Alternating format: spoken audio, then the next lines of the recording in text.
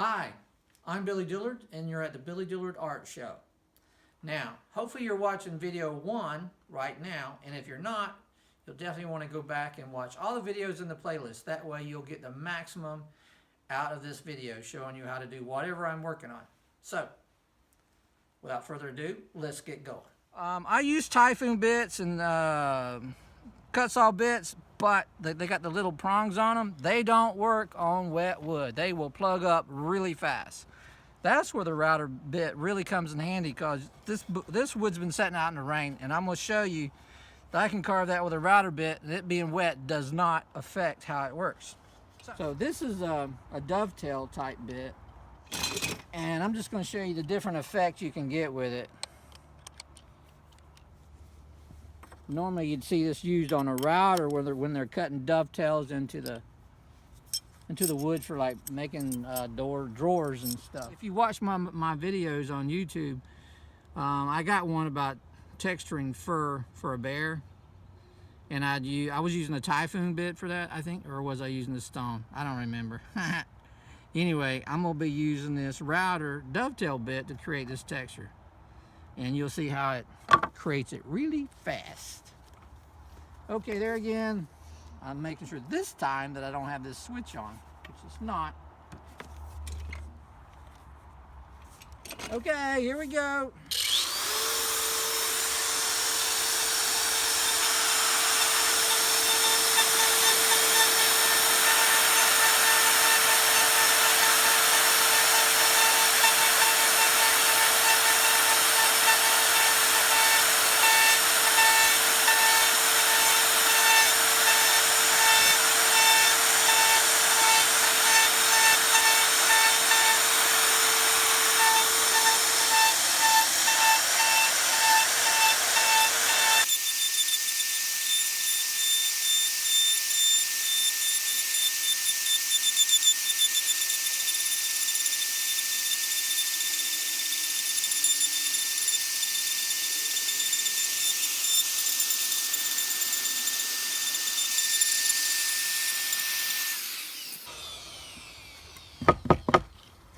Okay, so hopefully you can catch that where you can see it. But that little technique there could be used to create fur. It could be used if you're doing a three-dimensional carving and you need a water effect. It could be to create the water. You can use that in multiple different ways, but you see how fast that is? And there again, it's clean cuts. Where, like I say, me trying to do that with a Typhoon bit or a Kutzall bit, if the wood is moist like this, there's just no way. My bits just plug up like within seconds. But this here, that is not a problem. You can just carve away. Oh, there is that little bonus I was going to show you. As you can see, I've unplugged it just like I was mentioning before. Now, due to the fact that this thing only comes with a 1/4 inch collet, and I love the tool, but I wanted to make it a little bit more versatile, which I've done. So what I went and purchased, sometimes, you know, you got to experiment a little bit, and that's what I did. I went and purchased a little Jacobs bit, and this is designed. Let me get this out of here. This is designed for your impact screwdrivers, whatever, that this was a hexagon shape the way it comes. And you just pop it in there, and now you got your drill. You can, instead of it being just an impact drill, it's actually a drill.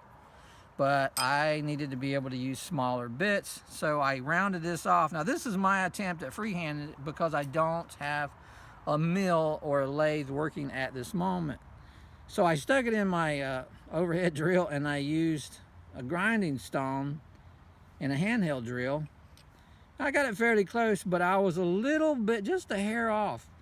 And what that does, it throws it off of balance. And when it throws it off of balance, you're gonna have a little bit of wobble. It ain't that bad, but where the problem comes in, if you run this at really high RPMs, well, then the wobble gets a whole lot more noticeable.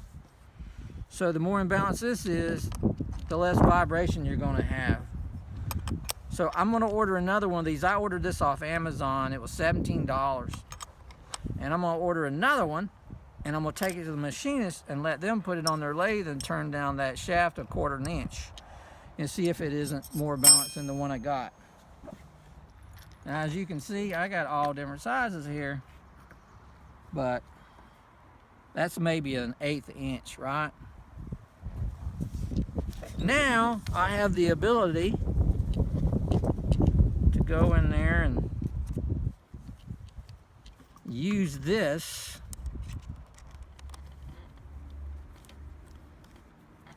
and now I've made my Bosch die grinder more versatile. Usually I'll go all the way around this thing and make sure it's good and tight. My only concern, if it's a little bit out of balance, it may create a little extra wear on the bearings inside my die grinder, which I want this to last as long as I can. So that's my only big concern. So let's try this puppy out.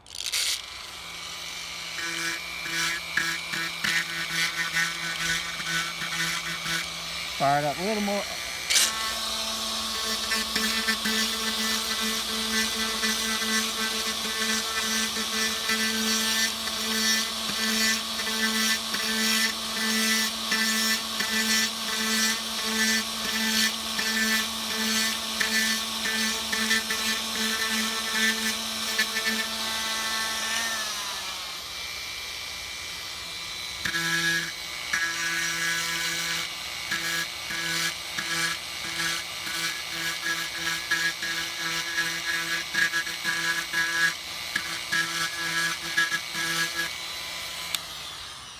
Now what you seen there is this is a brand new, and it's starting to plug up right there. You can see it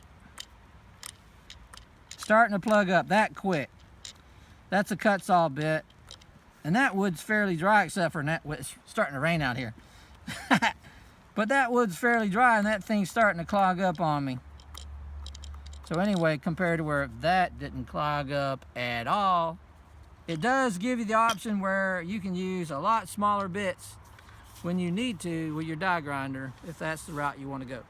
So hopefully that helped you. Like I say, if you have any questions, just you can leave them right here on the YouTube, or go to my website, contact page, send me a message, call me, email me. I'll help you out if there's any way I can. All right, thanks a lot.